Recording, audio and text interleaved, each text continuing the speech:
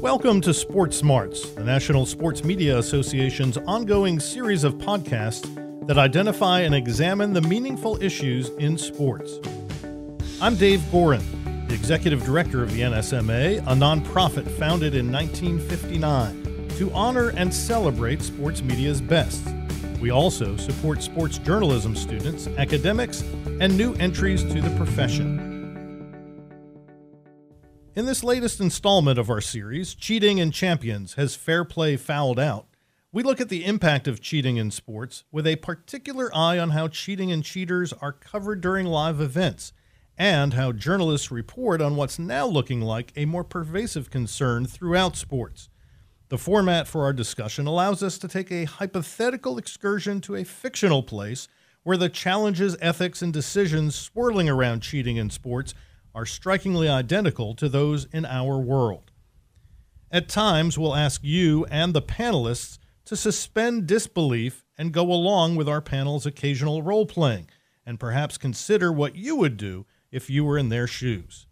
We'll also ask you to stay on our hypothetical path so we can travel where the discussion needs to go. Our panelists are Jenny Creech, the managing editor of The Athletic Houston. Jenny has worked as a reporter, columnist, and editor in the Houston market for 14 years.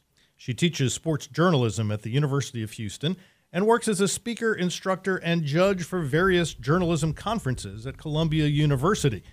Jenny is joining us from Houston. From Florida, Jim Sweeney joins us. Jim was the three-time captain of the Boston College basketball team who unwittingly found himself immersed in the BC basketball scandal, then voluntarily testified against the mob at a federal trial. Jim and the BC team were featured in the ESPN 30 for 30 episode titled Playing for the Mob. John Nicholson is a career broadcaster with 2 decades as a sporting event host, following more than 25 years as a news reporter and anchor. He is professor emeritus in broadcast and digital journalism at Syracuse University, where he established and directed the Newhouse Sports Media Center. John is currently a freelance media talent coach and sports media consultant. He comes to us also from Florida. From Connecticut, Ted Shaker is a veteran of live television coverage as executive producer and creative lead of several Super Bowls, the NBA, U.S. Open tennis, the Masters, NCAA basketball tournaments, and many more. Ted created a number of sports networks and has produced several seminal sports specials and documentaries. He is currently the CEO of Encourage, a startup that addresses critical issues in youth sports. Our moderator is journalist and broadcaster Jack Ford, a veteran of both news and sports industries. Here is Cheating in Champions, Has Fair Play Fouled Out?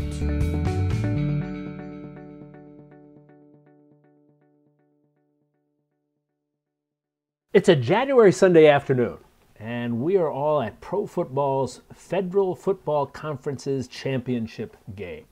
A lot of excitement for this. 2 teams only 1 victory away from their Super Bowl. And they're 2 really good teams. They match up well. The Wildcats, the visiting team, Wildcats have the top offense in the league.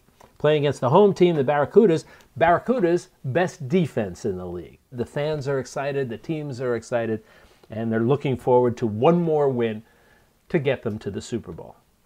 T.C. Ripley, linebacker, he's a defensive captain and the acknowledged leader for the Barracudas.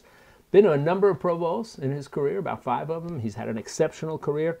Fierce competitor, a model for the younger players, not just on his team, but in the league. But he's 30 years old, getting up there, especially for a linebacker.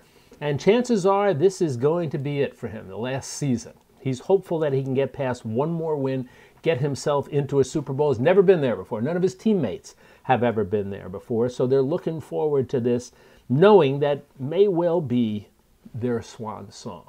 So as they lead up to this great moment in their season and their career, Jim Sweeney, let me ask you this to start with. You were a high-level college athlete, captain of some very good Boston College basketball teams back in the 70s. You were the recipient of one of the National Player of the Year awards when you were playing. Give us a sense of what's going on in their minds. I would say everybody on the team is grateful. They're grateful that they're in a position to advance to the next level, which would be the Super Bowl. They're poised to do something maybe some of them have never, been able to accomplish in life. So they're grateful. They're just happy to be there, and they want to take it to the next level. What about the pressure? What about the pressure to say, all right, it's not just enough to get here, we have to win. How does that enter into their mindset? So the pressure is always there. The pressure is there that's placed on you, whether it's personally or corporately. And when I say personally, you want to do your best. You want to make sure that you could play to the best of your ability.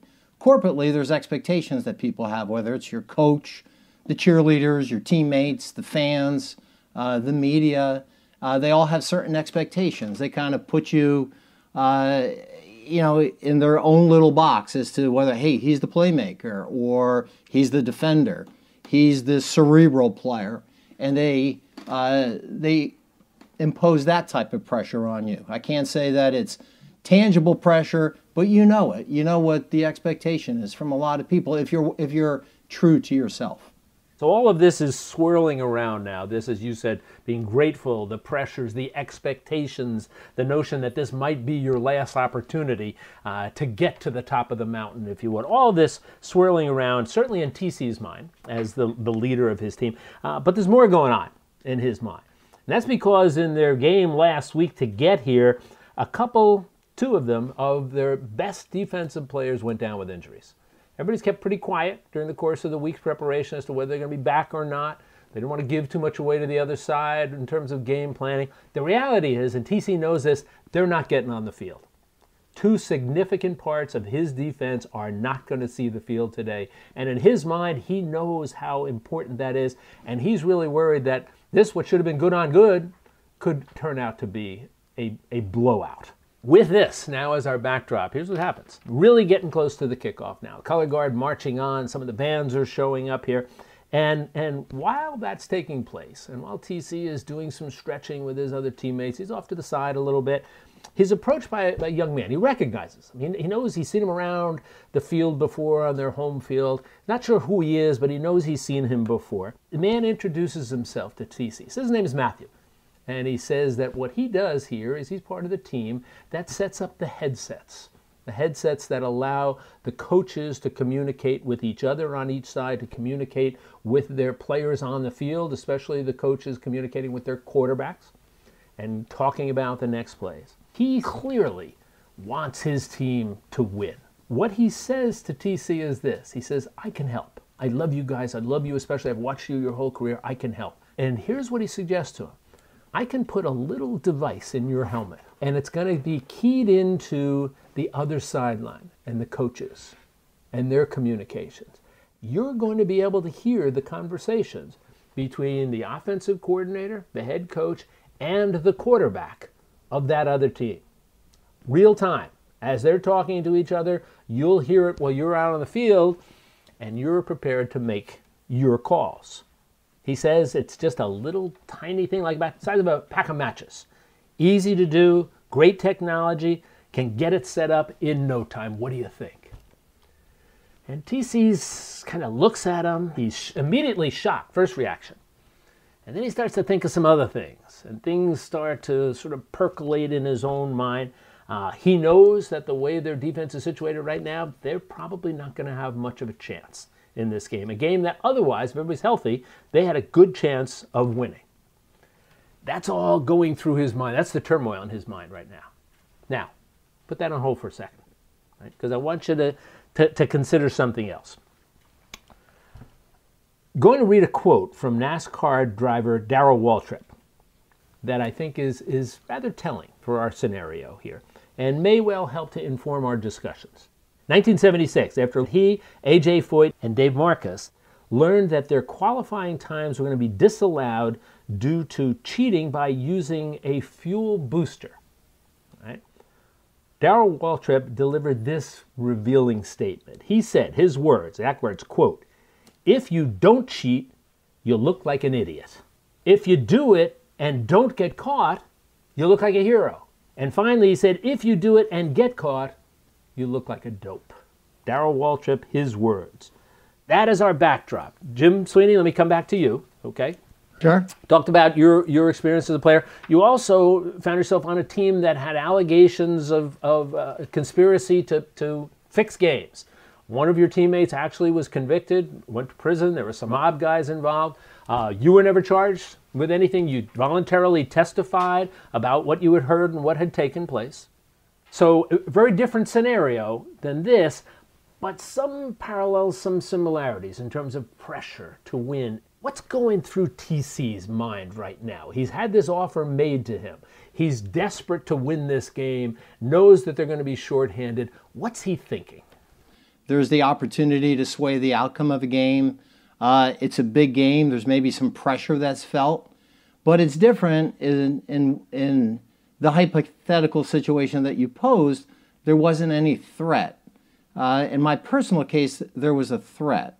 Should let people know what we're talking about. The mob was involved. You were confronted by somebody in the mob saying, in a not too subtle fashion, about cooperating. Otherwise, there could be some harm there. And who would have thought back in 1979 when this happened, it was a guy that became inevitably one of the top known gangsters in America. And the film Goodfellas was based on his background.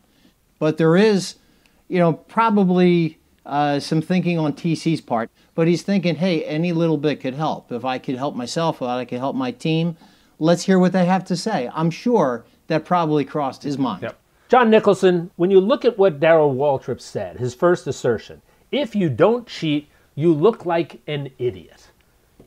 Do you, in your experience, do you see that extending across the board in sports? To a certain extent, yes. But, and I have heard several different NASCAR drivers over the years, Darrell's not the one that I heard it from actually, saying, if you ain't cheating, you ain't trying. And also from the Perry brothers in baseball and a lot of other people in a lot of other sports. So is it pervasive?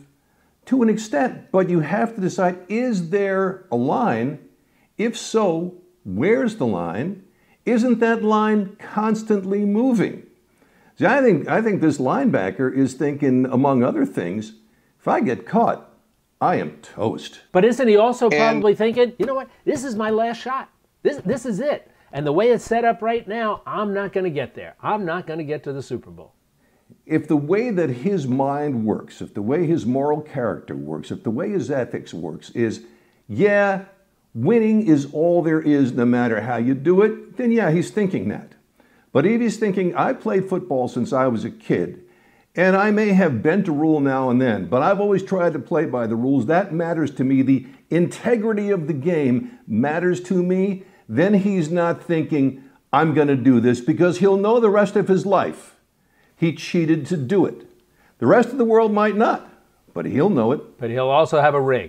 If he wins... Whoop-de-doo. Jenny Creech, you have been a journalist in Houston for a long time. Obviously immersed in the culture there and the Astros and the sign-stealing scandal. So what's your take on this? What we're hearing, what John Nicholson said to us, look, in some ways we've kind of embraced the culture of cheating. We talk about the Perry brothers and we chuckle.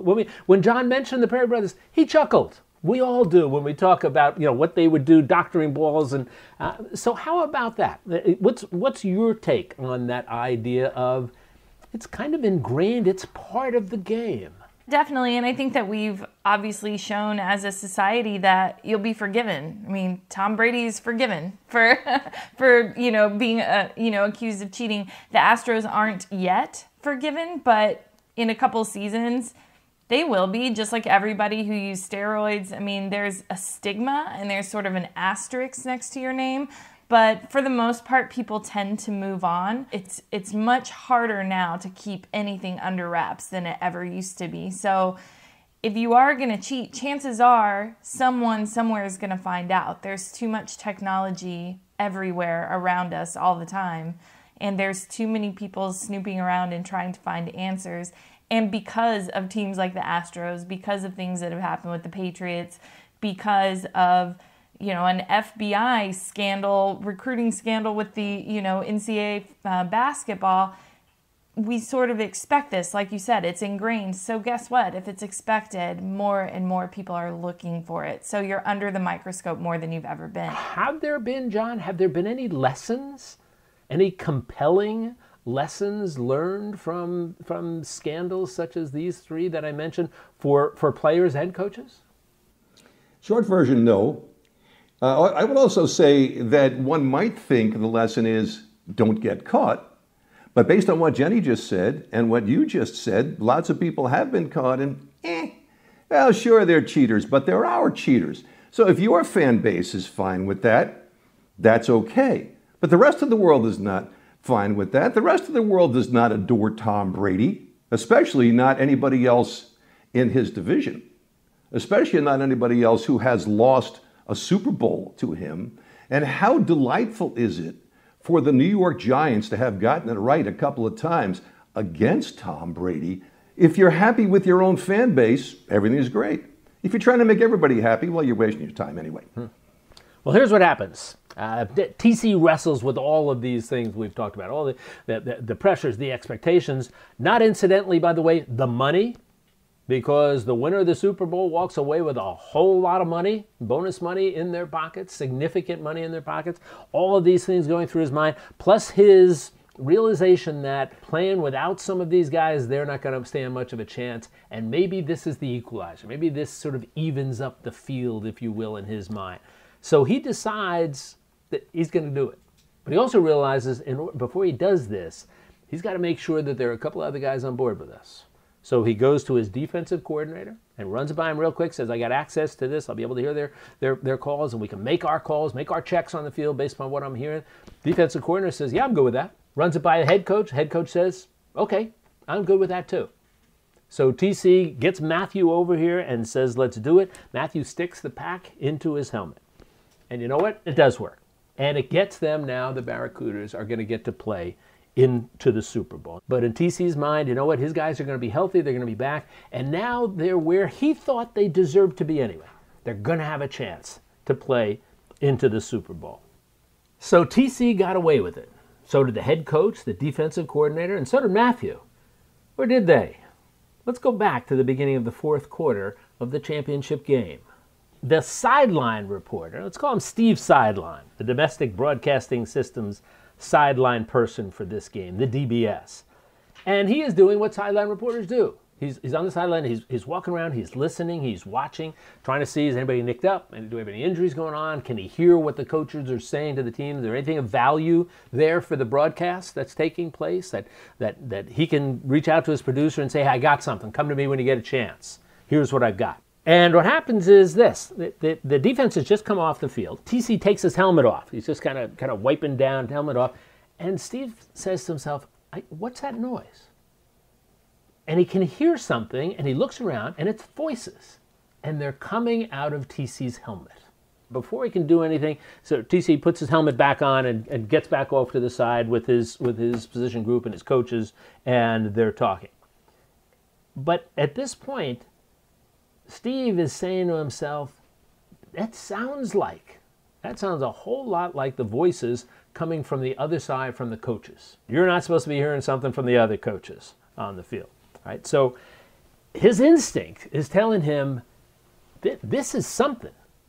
This is a story. This is not just sort of kind of a speculation talking about somebody who rolled their ankle. This is significant. And he wants to do something with it. So the first thing he does is he grabs his producer, gets in contact with his producer so he can talk to him.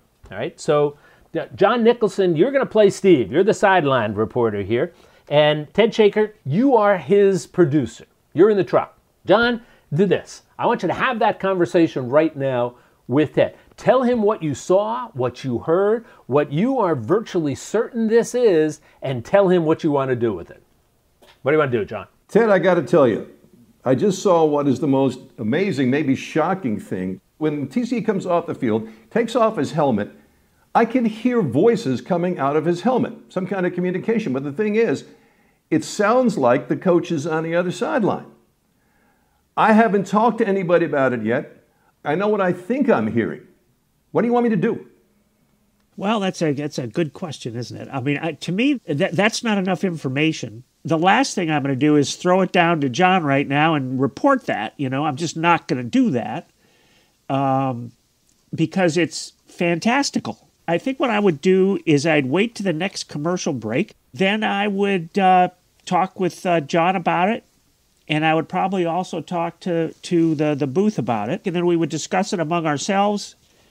And my recommendation is that we not jump on it, because to me that would be irresponsible. John, is that good enough for you right now? What's your reaction to that? It's good enough for me, except that I would say, Ted, what about this? I do have sources. Obviously, I've developed relationships with guys on both teams. I can see what I can find out, but it's also, Ted, you know very well from doing so many games over the career, access to players and coaches during a game is virtually nil. So I can go and ask the official spokespeople, but all I'm going to do, I think, is raise the alarm. I think maybe I can see if I hear anything else. I'll let you know everything that I can find out. But yeah, I agree with you, boss. We're going to sit on this for the time being and see if we can do this. Nothing may happen during the game with this. We'll pursue it as best we can. But to say this now, we'd be nuts.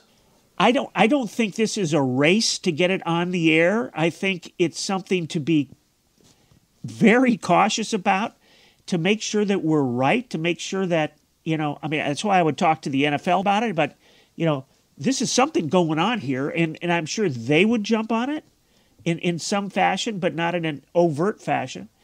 I think you have to be careful before you run a story like that up the flagpole. That's, if I'm the producer's chair, that's my, okay, that's my final answer.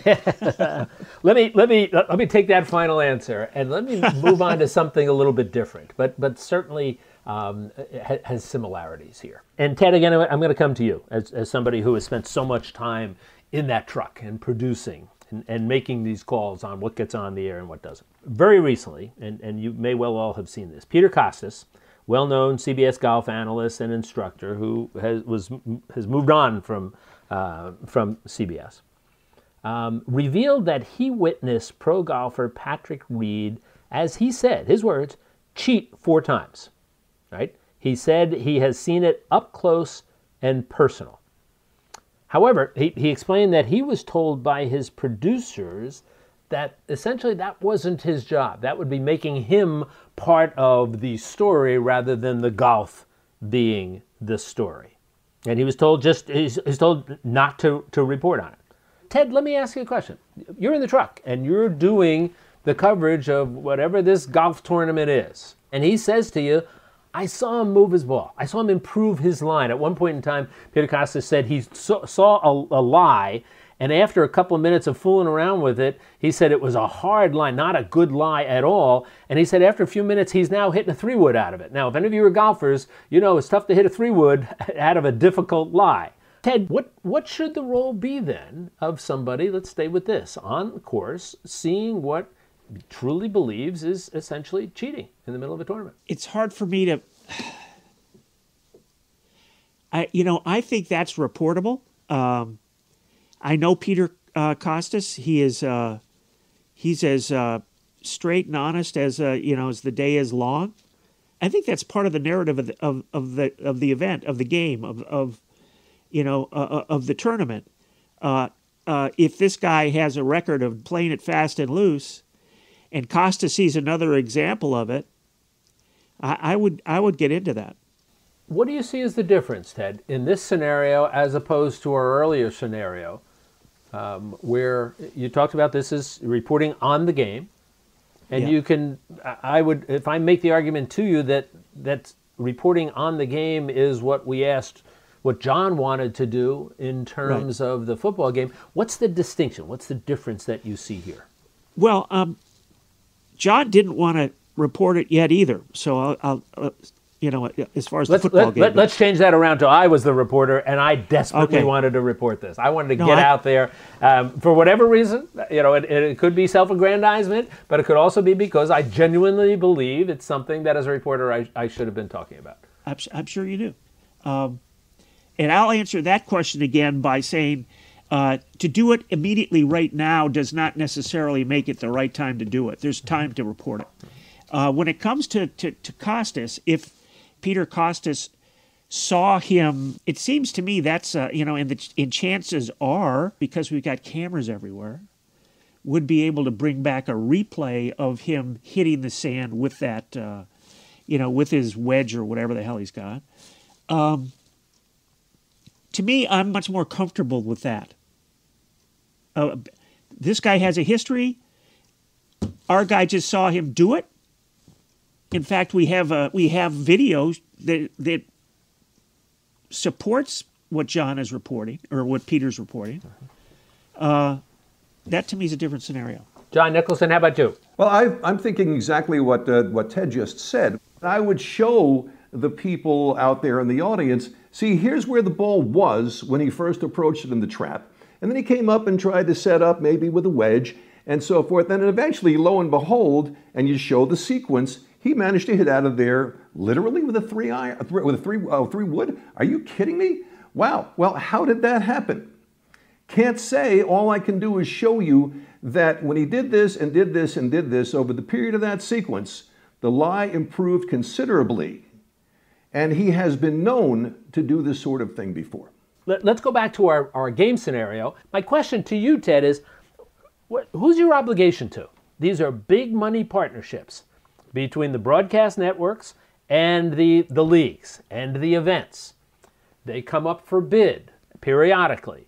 And if the leagues and the events are not happy with their broadcast partners, we've seen broadcast partners get cast aside. So what do you do as a journalist, as a professional, when, let's stay with the golf scenario, when you're saying this, we should report it? My two bits is, these are two different situations for me anyway. You want to up the ante and say it's Augusta National, it's the Masters, and that makes it more interesting. But anyway, how about that? How about that, Ted? How about it is Augusta National? I'm glad I'm helping myself out here. And how about the network? It doesn't have to be CBS. Whatever network is doing this, and as you know, Augusta National has its own contract with the network. All right, and it's an annual contract. An annual contract, which means if they're not happy, next year you may well be out and somebody new is in. So now, what's your obligation? Is your obligation to your audience, to the public, to disclose as a journalist, this is what I'm seeing happen and it's wrong? Or is your obligation to your partner who provides you with this lucrative opportunity? It makes a lot of money for your network. How do you resolve it? I think you report it. I mean, And what do you say to me? I'm the president of your network who comes walking in and says, you're going to do what? Well, I'm not letting him know in advance. But anyway, I mean, honestly, you make these judgments. You're in the chair to make judgments, and you're making 1,000 decisions in the course of a couple hours. And to me, this is less heinous than a guy throwing the entire championship game in the NFL. This is one guy known for playing it fast and loose, and our guy saw him do it. We have video to back it. That's an easier decision for me. And it's quite possible I don't, I'd never produce the Masters again, but anyway. You're listening to Cheating and Champions as fair play fouled out. A look into how cheating has become endemic and how journalism deals with it. Our panelists are Jenny Dial-Creech, a Houston-based journalist and managing editor of The Athletic Houston. Jim Sweeney, captain of the Boston College basketball team who was ensnared in the BC basketball scandal. John Nicholson, veteran sportscast anchor and play-by-play broadcaster. And Ted Shaker, television sports executive producer and television executive. Our moderator is Jack Ford, veteran television journalist and broadcaster. Jenny Creech, let me bring you into our conversation. And we're going back now to our other scenario, our football scenario with the Barracudas. And just by way of background, until just a few weeks ago, you were a reporter at the Houston Chronicle for a very long time. Now with The Athletic as the Houston Bureau's managing editor. So you know what a beat reporter does, and you know what their responsibilities are, how they go about their job. Take us away from live television coverage. I want to go to digital and print here. And you are going to play Daria Deadline, who is the Barracudas beat reporter. And you are on the sideline for this, the biggest game that they've had in probably more than a decade. You've been with them for a while. You've gotten to know the team. They trust you. They'll talk with you about things. So you have that kind of relationship. So you were the one who actually hears the voices coming out of TC's helmet. You recognize the voice on the other side because you've interviewed the offensive coordinator from the other team, so you know where that voice is coming from. I'm your editor, right? And you're gonna reach out to me and make your case to me to somehow getting this up digitally on our various platforms immediately, real-time reporting on the game. What are you going to say to me about what you want to do and why? That's tough because, again, I'd want to dig a little more to be absolutely sure. You just never want your name attached to such a heavy accusation unless you're 100% sure. As a reporter and as an editor, obviously, because as great as, and you guys were talking about this a few minutes ago, as great as it is to be fast and to break something, it's detrimental when you're wrong, or something comes up later and you got it wrong. And we've seen that happen as recently as the Kobe Bryant crash and people trying to report who was on the helicopter. So you have to be extremely careful about getting everything right. Let's assume that you are certain. I absolutely would want it up very quickly. And I think, from the editor's side too, or the way that I would want someone to pitch that to me, I would come to you and tell you, here are my sources on this. I have it on the record with these two people. Here's how we can run this. Here's how I can write it. And I would want it up as quickly as I could because I know there's a sideline reporter. I know there's other people down there. And in that case, you do want to break the news and you do want to get it out there. I'm your editor. You've made that pitch to me. And what I say to you is, look, all right, I understand. I understand what you're saying and appreciate the work you've done. But you know what? They're our deal. Yeah, we have access to these guys. We've created relationships with them. When something's because it's great that I have the access. You have the access, right? But you know that access means a lot of things. It means that you'll get the first phone call when all of a sudden there's a big trade in the works. Or you'll get the first phone call when there's going to be some sort of change in the front office. You have that good working relationship that beat reporters have to have in order to be effective. It's very different from a national reporter who swoops in for one game and then goes someplace else, right? It's a different world, different relationship. So I'm your editor and I say, you know what? I don't want to lose that. I don't want to go with it. What are you going to say to me? You and I would not get along if you were my editor. But no, I think that, again, like if I have multiple sources backing it up, I'm going to push for it because I don't work for the team.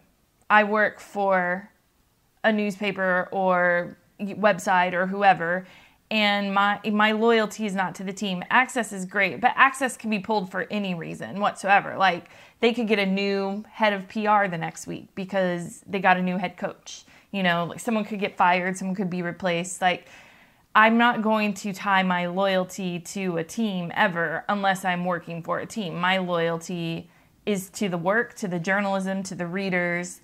And if it's a big enough story, and in this case, it would be a big enough story. If someone's cheating to get to the Super Bowl, that's a huge story. We're running it. I'm going to push to run it. If I have all my ducks in a row and I have everything backed up and I have sources on the record giving me this information, we're going to go with it. And I'm not, as a beat reporter, yes, access is great and relationships are great. And obviously, sources matter, but you also have to have that relationship where you don't owe anybody favors and you don't owe anybody on that team anything, and they need to know that you're going to report even the controversial. If you're only reporting the positive all the time to get access, you're just not doing your job. All right, let's moving forward here. As I said before, Barracudas win, they are off to the Super Bowl. Now, they get to the Super Bowl and they win it. Everybody's back. All of their injured guys come back. They have some momentum from their game the week before. Again, this is a neutral site, so there's no situation here with helmets or anything. This is straight up. Straight up, they beat the other team. But we know how they got there. You know how they got there. They win the Super Bowl. TC ends up gets the award for a defensive player of the game, also wins the player of the year in the league, announces his retirement after the Super Bowl, as do a couple of other of his teammates. our sideline reporter here, and John, I'm going to come back to you as the sideline reporter if I can. Sideline reporter just it's been just eating inside of you because of that. Now, you something else happened though. In the meantime, this bothered you so that you reached out and you got access for your sideline reporter camera footage and the mic. All right, so this is all running the whole time, and you sit down and you play it back, get the files, you play them back, and it is clear that you heard what you thought you heard. So now it's not just you saying this is what I heard. Now I've got this here, right? So after the fact, game's over, Super Bowl is over, but you've got this. And what you decide to do now is you're so upset with your network refusing to run this, refusing to go with this, or if you're the digital media reporter with your editor refusing to go with it, you basically quit, you walk away from it. But it's not over for you, all right? You don't reveal the reason you're stepping away, you just do, but you said you've got to get this story out. Got to find a sports outlet that you can trust, doesn't have a cozy relationship with this league that will go with it. So, what John does is now, Jenny, I'm going to make you the editor of the Sports Jam Daily. It's an online outlet, okay? And I'll play the role now. I'll be a combination of John and you. So I bring it to you, and I say, here's what I've got. Here's the story. Here's how it all played out.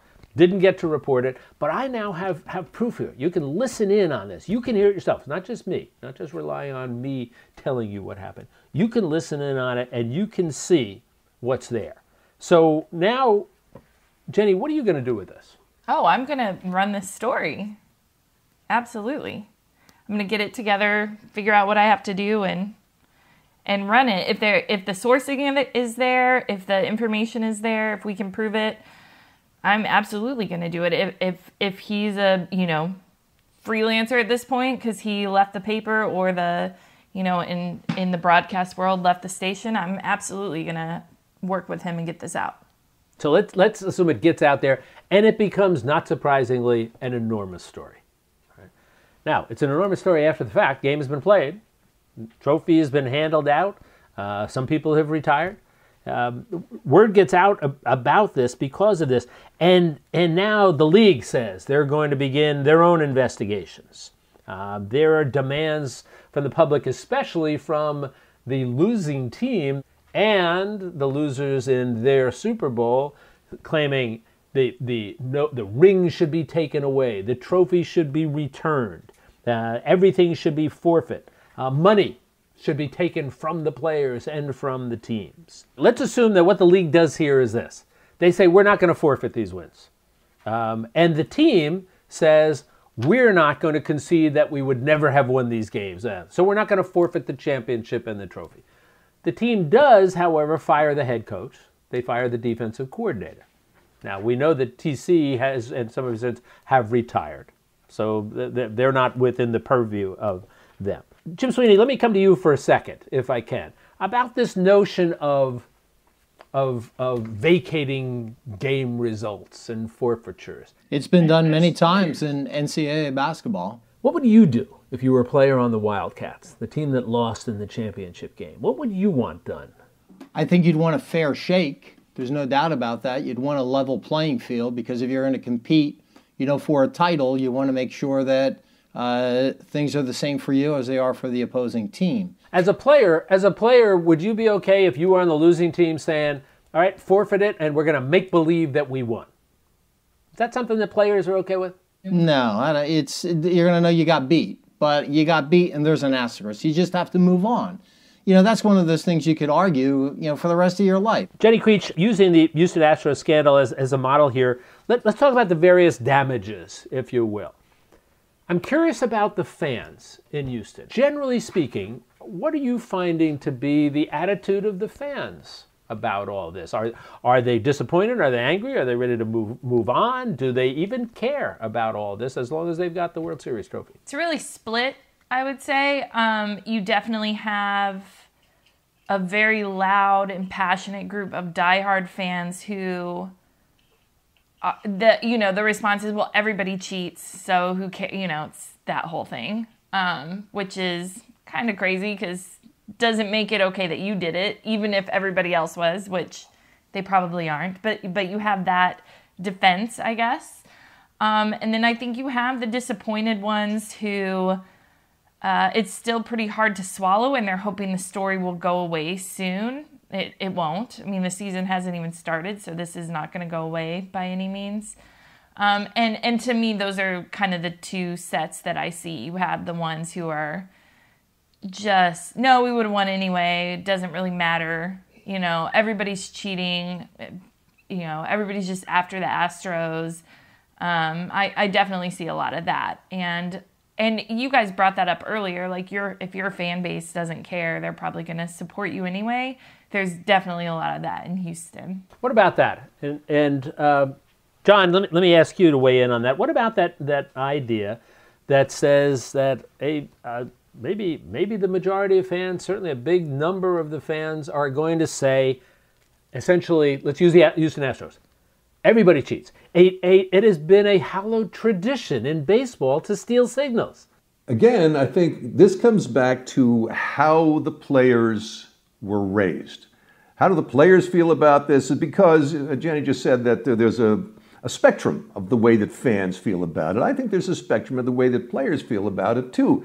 There are players, plainly, you and I have both known, we've all known them over the years, who've been spoiled since they were little kids, and every little advantage they could get, they took advantage of, and that's how they were taught to compete and play in these games and contests. But there are other guys, go back to the Chip Hilton days and the Coach Gil Thorpe comic strips, where it needs to be done honorably. And it is better to give it your best fairly on an even playing field and lose than to cheat even a little and win. And I think you will find the spectrum of those opinions among athletes. Yeah, everybody cheats. And I said earlier, but to what extent? Where is the line drawn? Is the line drawn? If it is, it keeps on moving all the time. I don't think there's any consensus of opinion among players any more than there is among fans. Jim Sweeney. I'm going to align myself with John, what he said earlier. It depends on how you're raised. I mean, the influence the parents have in your life, your coaches, teachers, they're going to be able to, be living rent-free in your head on almost every decision you make as you're a young man or a young athlete, and you're going to abide by, some of the principles that they established, for you, and you're going to follow them. But then there might be other guys that are looking for a shortcut, looking for a way to make money, look for, an opportunity to take it to the next level somehow, some way with a contract in professional sports. I don't think you can pigeonhole any one athlete into any one silo. I think there's going to be a variety of them with different opinions, different upbringings, in different ways that they're going to handle the situation. Is the notion of sportsmanship at the center of athletics? Is that sort of an arcane, doesn't exist anymore notion? The idea being now that it's, we're a society that has to win. How many times do you hear coming in second is just the first loser? If you don't win, there's no point in playing the game. How many times do you see the parents of young kids putting this extraordinary pressure on 8, 9, 10-year-olds to have to win the game? Yeah, I realize this is an audio podcast, but I'm smiling right now because coincidentally, in anticipation of this podcast, my wife was asking me, what is the nature of what you're going to discuss? And I told her, and she says, wow, she calls me Jimmy. She said, Jimmy, she said, remember they used to call you Gentleman Jim in sports because people felt that I was a good sport. And she says, now that doesn't exist. It's like winning at all costs. And it was no shot at me. It was just, her observation of what transpires out there in the world of sports. She just sees, she's not really a sports fan, but she'll be, obviously in her family room looking at the TV and saying, wow, those guys just want to win. It's not necessarily about being a good sport. It's not necessarily about, being the best representative of your university, of your team. It's putting the ball in the end zone, putting the ball in the basket, putting the ball on the goal. And that's what's first and foremost on some people's minds. And that's what my wife sees. Yeah. Ted Shaker, a lot of what you do with your time now is focused on young people and engaging in sports in your organization. So what is this, in the time you're spending with young people, what are they learning? What lessons are they taking from all of these gate scenarios we talked about, from the Houston Astros? What are you seeing amongst them? Well, I mean, one thing that we all know is that what people see on the highest levels, the Astros as a world champion Major League Baseball team, and they see that they cheated and had cheated for a while, or that's been the way the Patriots have played for a long time. That stuff trickles downhill. It becomes something that is very much on the minds of young athletes.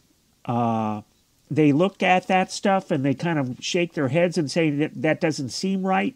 But there are so many problems with youth sports. The Aspen Institute has a statistic which kind of sums the whole thing up.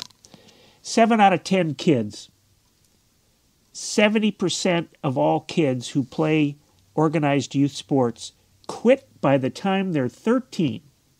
7 out of 10 quit playing organized sports by the time they're 13 because it's no fun. Why is it no fun? Because you mentioned parents. I mean, listen, I can go on for 3 podcasts with this if you want. But, I mean, what happens is youth sports has become a $17 billion a year industry. The NFL is a $15 billion a year industry. Youth sports is bigger. And so what happens is parents are spending upwards of $500 on average for each kid's coaching or travel or whatever per season, per kid. And what happens is they want to see results. What's the return on investment? So they're all over the coach. They're all over their kids, and kids find the pressure to be too much, and they don't want to play. And they see cheating, et cetera, et cetera. I don't know. The whole thing is quite depressing, isn't it? I mean, what we talk about is the integrity of the games, that we can believe in it, and we can believe that it's a fair game and they won fair and square. If everybody's cheating, I don't, Sports has become such a central part of people's lives. I mean, it is the crossroads now. It is, it's in the main arena all the time. And we look to it for so many different things to get away from the world that we are living in otherwise. And if it becomes as rotten as we're discussing here, then I'm not sure what happens. Let me use that, Ted, as a springboard to our sort of last round of thoughts here, some bigger thoughts. What do we have to do to get ourselves to a place, let's say 2 decades from now, where things are different? What has to be done with all of those different constituencies that I mentioned? How do we get there? John, you first. What are your thoughts? This will seem a bit around the bush, only because it is. We went to see Gladys Knight perform last night, and at the end of her performance, she said, "Let's all be kind to one another. Let's all be decent to one another. Let's make this a better world." Well, that was easy for her to say, and she does what she can to do it. I have a 12-year-old grandson who was a catcher who hit .750 in his league last year. Again, 12 years old. His dad was an Ivy League football player.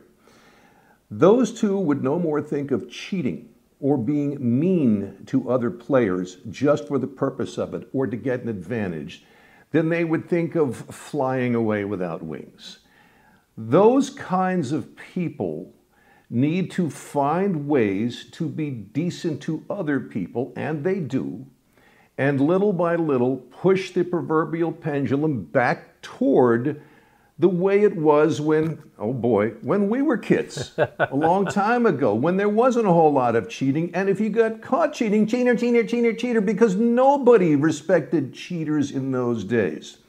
But it's a 1-to-1, 2-to-2, small group to small group taking society back to being decent to one another, which will also go to every level of society, including sports. It'll take a long, long time. It's going to be very difficult. But that's how you do it, 1-to-1, 2-to-2, small group to small group. Jenny, your thoughts on this, in building on what John said, and looking at now at the organized sports leagues, especially the professional leagues, where money is it's so much involved. It's such a driving force here. What do we have to do then to get the leagues to be willing to police themselves so dramatically, perhaps, that it's going to take the impetus away? It will no longer come down on the side of, sure, take a shot at cheating because it's not going to hurt us that much if we get caught. What do we do? There's a very severe lack of accountability in professional sports. I'll talk about the Astros just because they've been a big part of this conversation. The Astros had no problem bringing in a guy who served a 75-game suspension for domestic violence. They're just fine with that. The Astros were fine with, a front office guy sexually harassing female reporters. So, of course, they were probably also fine turning their heads when their players were cheating. We see a lot of guys who get arrested for various things who, teams are going to keep them because they win. If you start setting better standards and saying, hey, guess what? We are going to strip the Astros of their title. Yes, that's extreme. But guess what? Another team is maybe going to think twice before they do that again. If you have a guy who gets arrested for beating his wife and you say, guess what? We're going to cut him.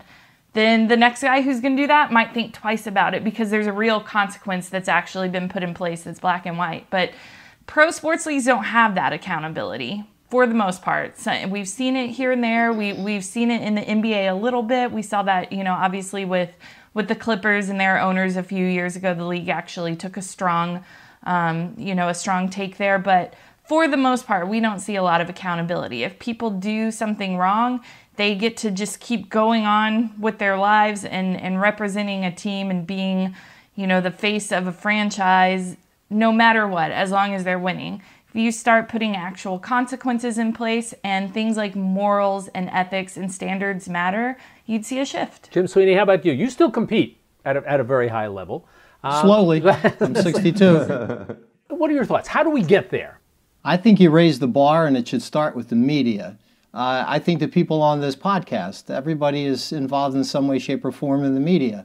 I think people like us and the tens of thousands of other people out there, whether they're folks that do podcasts or on television or on the radio or do blogs or have their own website or write books, I think they could all be instrumental in raising the bar. So to Jenny's point, let's raise the bar for ethics and morals and values. But if we prop up the wrong role models, and hey, I don't agree with Charles Barkley. He was a role model. He still is a role model.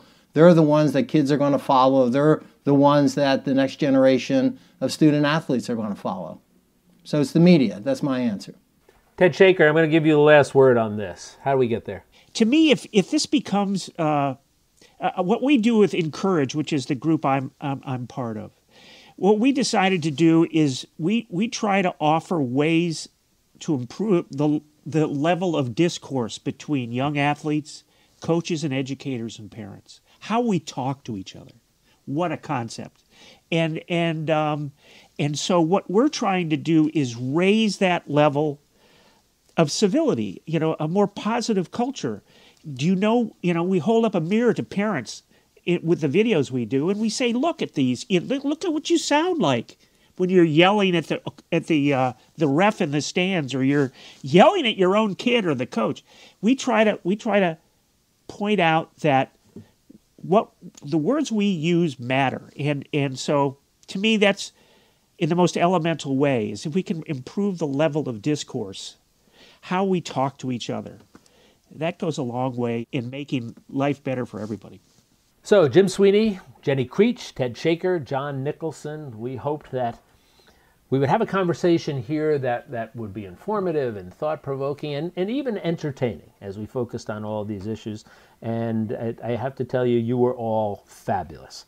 You brought what we wanted from each of you here, which was to make us all think. So on behalf of me, our producer, Mark Ganguzza, the National Sports Media Association, and its executive director, Dave Gorin, we want to thank you all, and we certainly look forward to getting you back again to continue this and other conversations.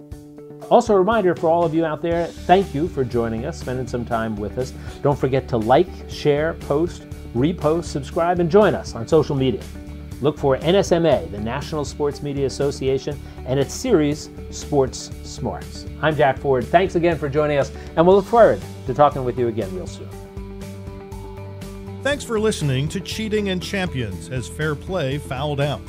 Our sincere thanks to Jenny Dahl Creech, Jim Sweeney, Ted Shaker, and John Nicholson for their candor and opinions. We'd love to get any feedback about your thoughts on this topic and suggestions for other podcasts. So please subscribe, join, and send us any thoughts. We'd love to hear from you. You can find us at National Sports Media Association on Facebook and LinkedIn, at NSMA Sports Media on Twitter and Instagram. Our website and blog are at nationalsportsmedia.org. And down the short road, please look for more in the National Sports Media Association's Sports Smarts podcast series. I'm Dave Gorin, the Executive Director of the NSMA. On behalf of all of us at the NSMA, our panelists, and Jack Ford, our moderator, thanks for listening. Cheating and Champions Has Fair Play Fouled Out is a co-production of the National Sports Media Association and Sunburst Creative Group. This podcast is the property of the National Sports Media Association. Any use of this podcast in any form without the authorization of the National Sports Media Association is forbidden. Copyright 2020, the National Sports Media Association, all rights reserved.